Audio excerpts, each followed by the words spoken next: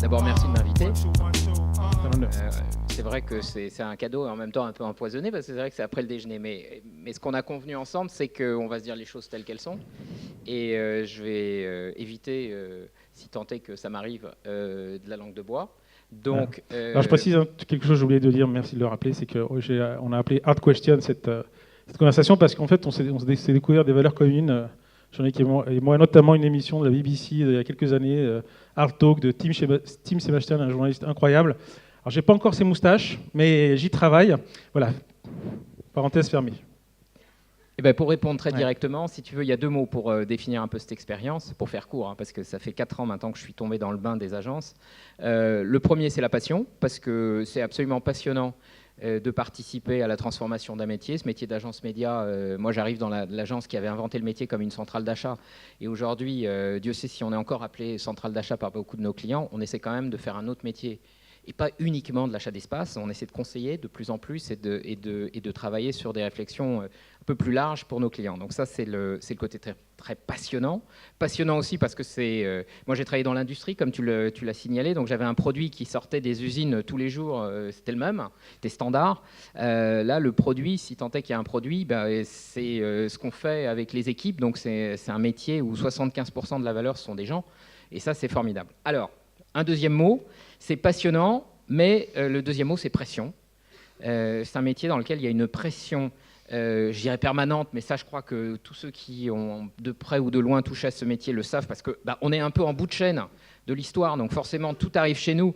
Et puis, c'est la beauté de ce métier, on est ceux qui font que la magie créative, l'idée créative devient réalité. Donc ça, c'est génial. Sauf que, forcément, que dans le process, il y a toujours des points de tension. Et puis, il y en a un qui est particulièrement fort, et je crois que là, il y a un sujet que je porte en tant que CARA et UDECAM aussi, c'est la valeur, c'est-à-dire que est-ce qu'on est reconnu dans la valeur qu'on crée? Non.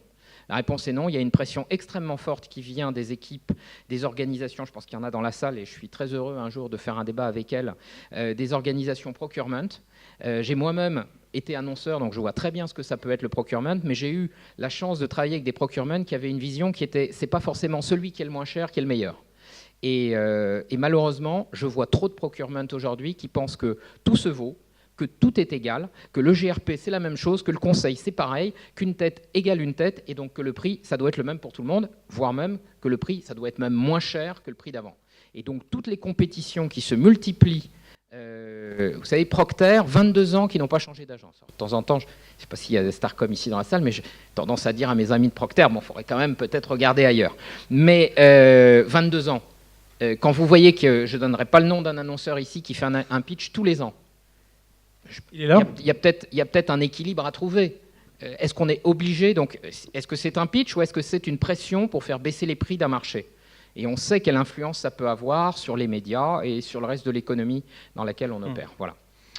Ok, tout de suite je pose une question que je n'ai pas prévue, mais Pascal Delorme d'Accenture va tout à l'heure échanger avec moi. Est-ce que l'arrivée d'un Accenture sur le marché ne change pas les choses? Est-ce que ça ne change pas d'emblée les manières de voir? Et je sais pas, est-ce qu'il n'y a pas un petit mouvement de continent qui est en train de s'opérer? On voit, enfin, il ne se cache pas, hein, Accenture comme les... Vous lui parlez les yeux dans les yeux. Hein, voilà, il est là, il est présent, et je vais dire les choses telles que je les vois. On a bien vu au niveau mondial, hein, parce que ce n'est pas un sujet français, au niveau mondial, les cabinets de conseil, les Big Five, ou Six, ou je ne sais pas combien ils sont, faire, je crois l'année dernière, 29 acquisitions d'agences digitales. On en reparlera. Beaucoup d'entre eux, Accenture Interactive, fait des acquisitions dans le domaine de la création. Donc il ne s'agit pas simplement de faire du conseil. Moi, je vais vous dire, le grand sujet qui me préoccupe, c'est de savoir si on peut faire à la fois de l'audit et du conseil. Est-ce qu'on peut récupérer l'ensemble des prix d'un marché en faisant de l'audit média et dans le même temps avoir un avis totalement objectif sur le conseil qu'on va donner à un client? C'est ça mon sujet. Après, pour le reste, chacun vient avec ses atouts. Certains viennent avec des atouts qui sont du conseil stratégique, et j'ai eu affaire dans ma vie précédente à pas mal de cabinets, donc je vois très bien comment ils fonctionnent, mais ils n'avaient pas l'habitude d'opérer. Je vais vous dire, j'ai pris par exemple chez Procter, quand on a décidé de changer l'organisation marketing, on a fait appel à McKinsey. McKinsey pour réfléchir, pas pour agir. Quand il s'agissait de faire, là on a laissé McKinsey dehors et on a fait. L'habitude, mais ça change les habitudes. C'était les cabinets en question faisaient du conseil et ensuite laissaient les opérateurs mettre en œuvre. Aujourd'hui, tout le monde veut aller dans les deux métiers, c'est normal. Nous-mêmes, on a créé Dentsu Consulting. Tout change. Si je regarde Publicis, le rapprochement avec Sapient est bien la preuve qu'il y a une volonté de part et d'autre d'enrichir la capacité de conseil, en particulier sur la data, parce qu'on sait que c'est là que la valeur va se développer. Certains disent en anglais, c'est la currency of the future. Donc c'est sûr qu'il vaut mieux être capable de la maîtriser pour nos clients. Autre sujet qui nous importe, c'est le programmatique. On en a un peu parlé ce matin, beaucoup moins que l'année dernière, parce qu'on a un peu élargi le sujet cette année. Tu avais une posture plutôt à contre-courant l'année dernière. Moi, j'ai envie d'être à contre-courant de ta posture, de te dire, mais aujourd'hui, le programmatique a tout envahi. C'est plus qu'une technique, un levier, c'est un modèle. Est-ce qu'il ne faut pas que tu modères un peu ton propos que je qualifierais aprogrammatique ou distancié par rapport au programmatique? Non, moi, je pense pas avoir... J'exagère. Probablement. Écoute, moi j'ai un sentiment, c'est qu'il ne faut pas se cacher derrière les technologies et qu'il ne faut pas perdre de vue le fond. Si on développe des plans de communication pour des marques, c'est parce qu'on travaille sur le contenu. La manière de le distribuer, de manière plus programmatique, plus contextuelle, plus intégrée, formidable. Mais parfois, on se cache derrière la technologie et on oublie le fond. On a un vrai travail à faire sur le fond. Tout le monde se rend bien compte qu'il est de plus en plus difficile d'émerger dans un monde de communication dans lequel on est bombardé de messages toute la journée. Je ne vais pas vous bombarder justement des chiffres ici, donc vous savez tout ça par cœur. Donc ce que je dis, c'est le programmatique, c'est très bien, c'est une forme d'accès aux consommateurs, aux gens plus précis, qui normalement doit permettre de la pertinence et de l'efficacité. Très bien. Ça fait 50% aujourd'hui j'ai Sophie qui est là, donc on a publié récemment les chiffres, ça fait 50% de l'achat sur le display, et ça fait plus 50. Bon, c'est bien, mais c'est pas que le seul sujet. Il faut pas, faut pas perdre notre temps uniquement à parler de la forme d'achat, mais il faut ici travailler sur les formats, il faut travailler sur pas mal de choses dans le domaine du digital. Voilà, mon sentiment. Tu as eu une formule qu'on a mis au frontispice du site Marketing Remix, qu'on ne voit pas là, mais qui était le programmatique qui est efficace quand il est relié à la magie créative. Et je pense que, en fait, je te rejoins. Rapport Anna, question de la transparence.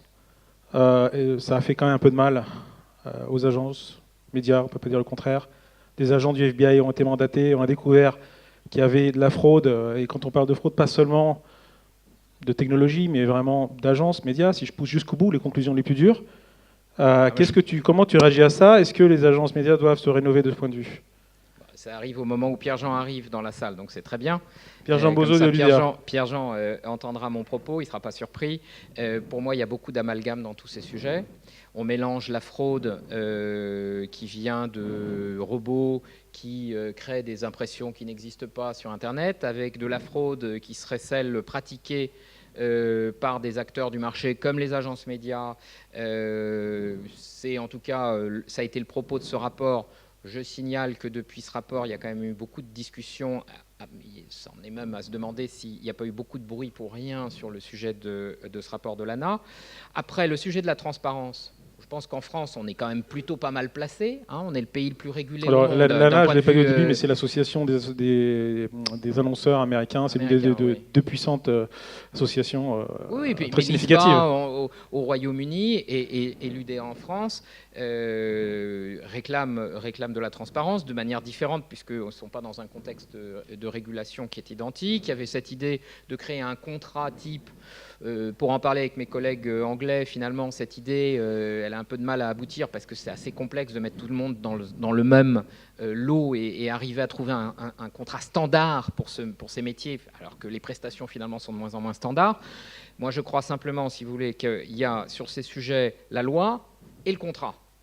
Et il ne faut pas attendre toujours, c'est très français ça, que la loi fasse le travail du contrat et de la relation, parce qu'on est en B2B. Hein. Donc là, il n'y a pas de veuves et d'orphelins qui soient concernés par nos sujets.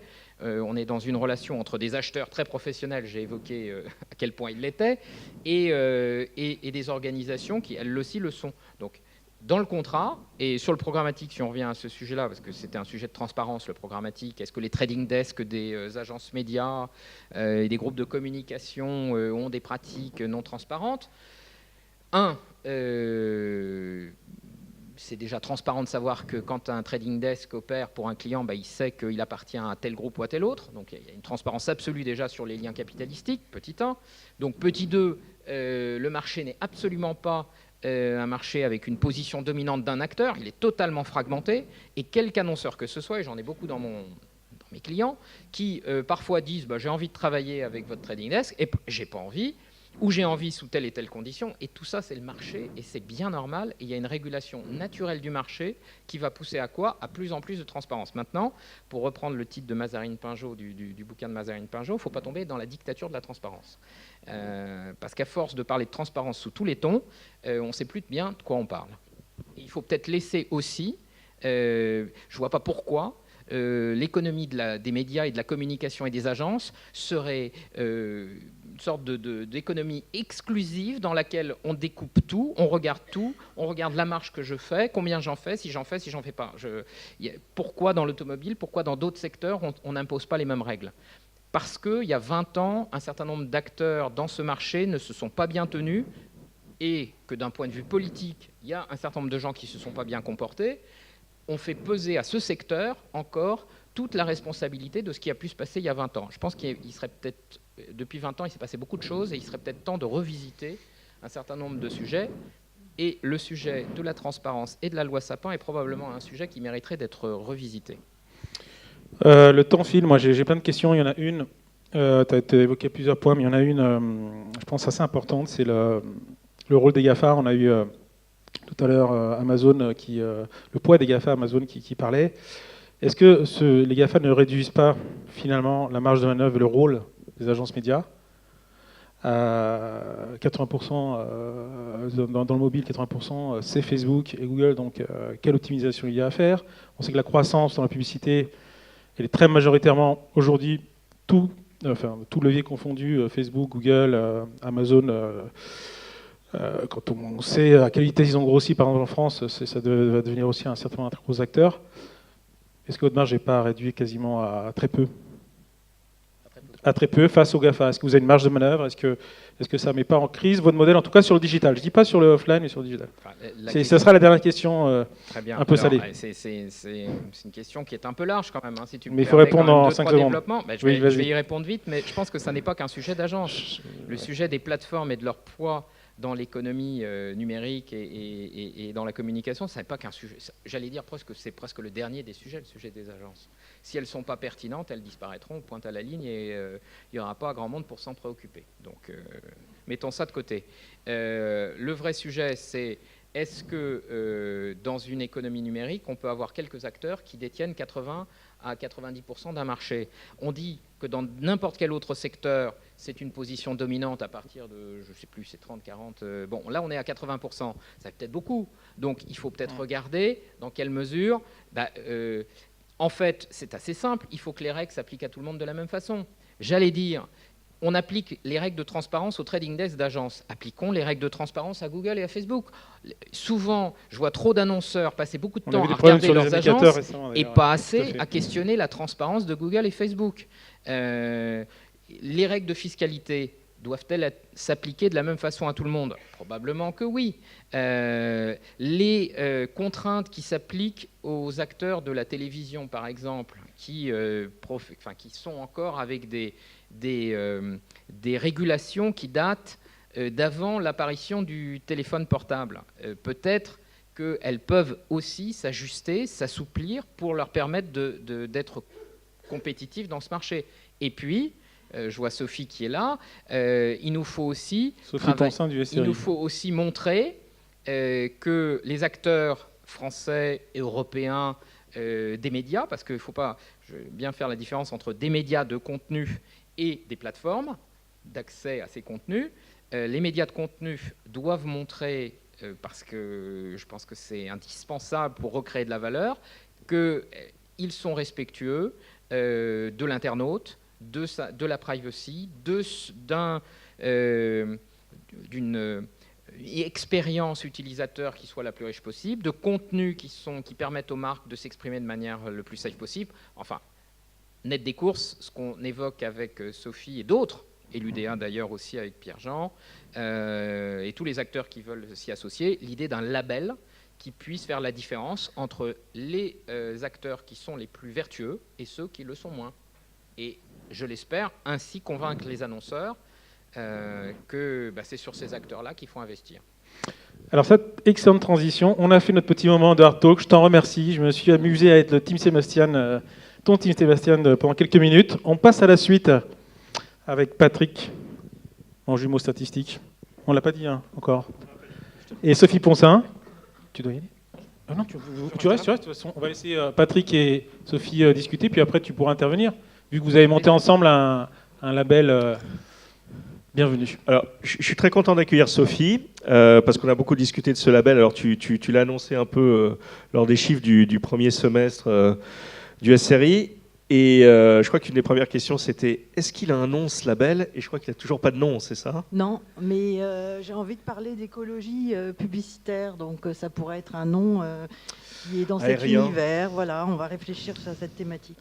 Bon alors, pourquoi ce label ? Alors moi, la première question, c'est quel constat vous avez fait sur le marché, quels insights vous avez eu pour dire il faut qu'on crée ce label ? Plusieurs constats. Hein. Le premier, c'est qu'on en a parlé, le marché il est complexe. On a une montée en puissance des plateformes, évidemment, des adblockers qui nous touchent directement, de la désintermédiation, Jean-Luc en a parlé. Et on s'est dit qu'on ne pouvait plus être dans le discours, il fallait vraiment qu'on passe à la vitesse supérieure et qu'on prenne une position engageante à travers ce label pour pouvoir donner probablement une meilleure lisibilité des acteurs du marché, des offres. Alors on va articuler ça autour de 5 thématiques qui sont naturellement la visibilité, la fraude, la brand safety, les données personnelles et l'UX.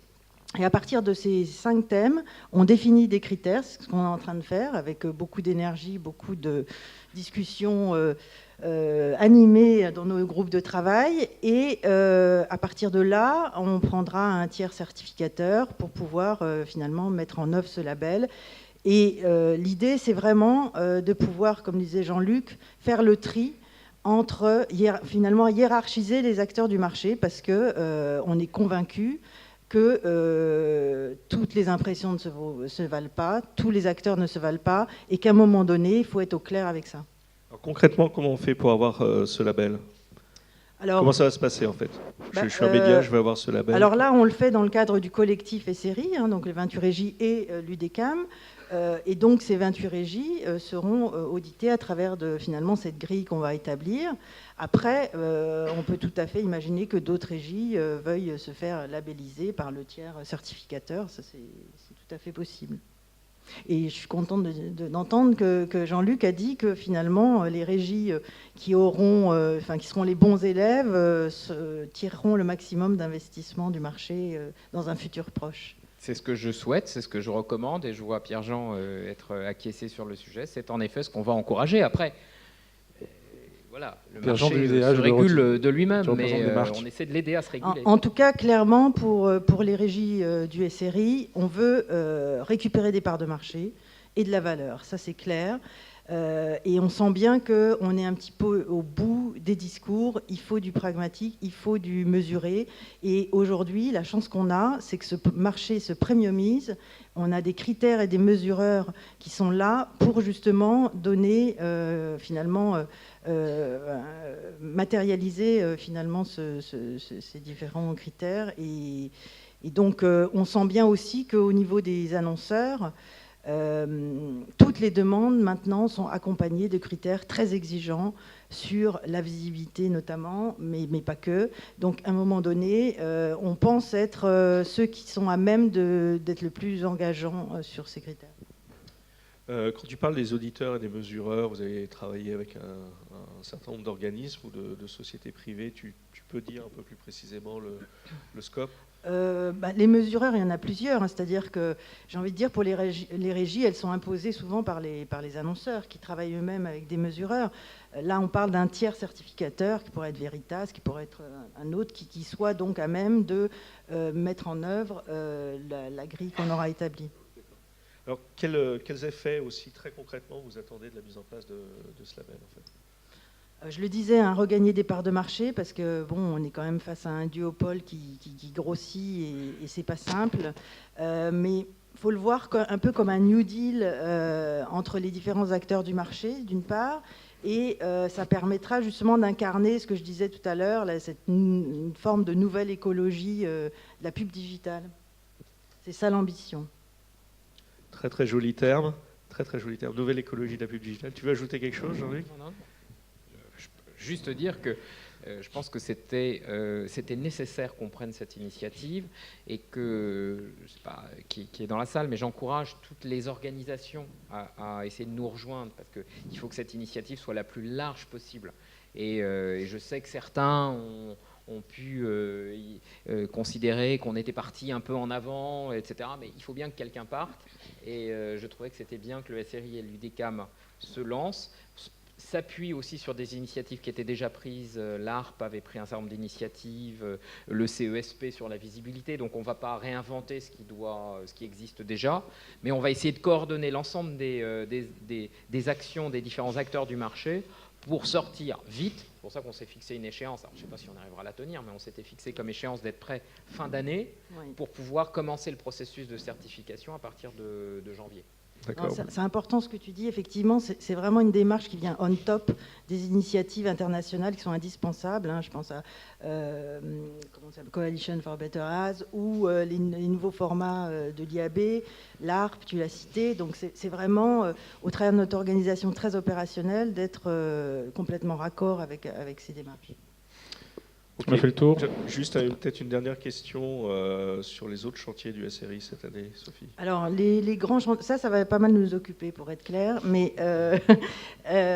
donc, target d'être toujours fin d'année, hein? Comment? Non, ça sera plutôt janvier, je pense. On espère au moment de la publication de l'Observatoire de l'IPUB du bilan 2016. Donc, dans les chantiers du SRI, justement, c'est continuer à développer, enrichir nos fondamentaux. L'Observatoire de l'IPUB avec plus d'analyse, plus de profondeur, c'est quand même une référence du marché. Tout le monde l'utilise. Ensuite, on a aussi un référent qui est maintenant le top programmatique, qui permet d'y voir clair parmi les acteurs du marché. Et je citerai aussi notre participation active dans l'élaboration du contrat de filière communication, qui est l'idée par Mercedes Serra, que vous aviez ce matin, et qui est très important. Je pense que ça va structurer nos métiers. Ok. Merci à tous les deux. Merci beaucoup.